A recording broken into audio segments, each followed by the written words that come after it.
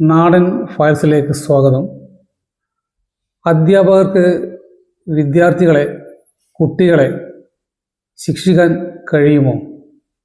ഏറെക്കാലമായി നമ്മുടെ മുന്നിലുള്ള ചോദ്യമാണ്. വീഡിയോയിലേക്ക് കടക്കുന്നതിന് മുമ്പ് ചാനൽ സബ്സ്ക്രൈബ് ചെയ്യുക, ഷെയർ ചെയ്യുക. തങ്ങളുടെ വിദ്യാർത്ഥികളെ അധ്യാപകർക്ക് ശിക്ഷിക്കാൻ കഴിയുമോ എന്ന ചോദ്യമുണ്ട്. കുറേ കാലമായി നമ്മുടെ മുന്നിലുള്ള ഒരു ചോദ്യമാണ്. നൈതികമായും സാമൂഹികമായും ഈ ചോദ്യം നമ്മുടെ മുന്നിലുണ്ട്. ഇന്നലെ ഹൈക്കോടതിയുടെ ഒരു ഉത്തരവുണ്ട്. വിദ്യാർത്ഥികളെ ശിക്ഷിക്കാൻ അധ്യാപകർക്ക് അവകാശമില്ല എന്നാണ്.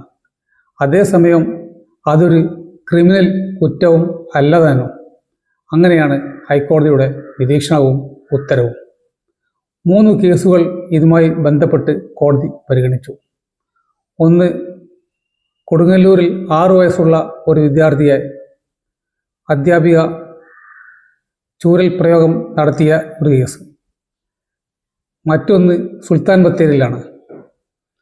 കേട്ടെഴുത്തിന് തെറ്റാക്കിയ കുട്ടിയെ ശിക്ഷിച്ച കേസ്. ഇത് 2 കേസും കോടതി റദ്ദാക്കി. ഇത് പോലീസ് കേസായിരുന്നു.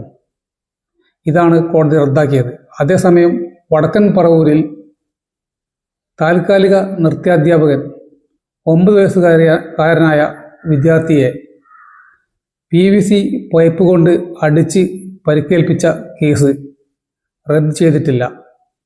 അതേസമയം മാരകായുധങ്ങളുമായി ആക്രമിച്ചു എന്ന പരാമർശം കോടതി റദ്ദാക്കി പുതിയ കുറ്റപത്രം സമർപ്പിക്കാൻ ഉത്തരവ് ഇടുകയും ചെയ്തു. കുട്ടികളുടെ ബാലനീതി അവകാശം, വിദ്യാഭ്യാസ സംരക്ഷണ നിയമം, UN കമ്മീഷൻ തുടങ്ങിയ നിയമങ്ങൾ പരിഗണിച്ചുകൊണ്ടാണ് ഹൈക്കോടതി ഈ ഉത്തരവ് പുറപ്പെടുവിച്ചിട്ടുള്ളത്. എന്തുതന്നെയായാലും ഇത് നല്ലൊരു തുടക്കം തന്നെയാണ്. അതേസമയം ചില രക്ഷിതാക്കളെ ഈ ഉത്തരവ് സംതൃപ്തപ്പെടുത്തിയിട്ടില്ല എന്നാണ് കരുതേണ്ടത്.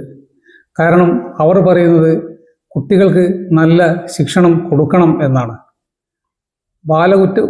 കുറ്റവാളികൾ കൂടുന്ന ഇക്കാലത്ത് ശിക്ഷയുടെ കുറവാണ് ഇതിന് കാരണമെന്നാണ് അവർ ചൂണ്ടിക്കാട്ടുന്നത്. അതേസമയം മറ്റു വിഭാഗം അധ്യാപകരും രക്ഷിതാക്കളും പറയുന്നത് അടിയും വടിയുമില്ലാത്ത വിദ്യാലയവും അധ്യയനവുമാണ് അവർ കാണുന്നതും അവർ പ്രചരിപ്പിക്കുന്നതും. ഇത് രണ്ടും കൂടി ഒത്തുപോകുന്നതുമല്ല. എന്തു തന്നെ ആയാലും കോടതിയുടെ ഉത്തരവ് ആശാവഹമാണ്. കുട്ടികൾ അവരുടെ പ്രായത്തിന് അനുസൃതമായി പല കാര്യങ്ങളും ചെയ്യും എന്ന കാര്യത്തിൽ തർക്കമില്ല. അത് അവരുടെ കുറ്റമല്ല, അവരുടെ പ്രായത്തിൻ്റെ പ്രശ്നമാണ്. ആ പ്രായമെല്ലാം കഴിഞ്ഞാണ് അധ്യാപകരും വന്നിട്ടുള്ളത്. അതുകൊണ്ട് തന്നെ പ്രത്യേക പരിഗണന കുട്ടികൾക്ക് കൊടുക്കണം എന്നാണ് പറയാനുള്ളത്.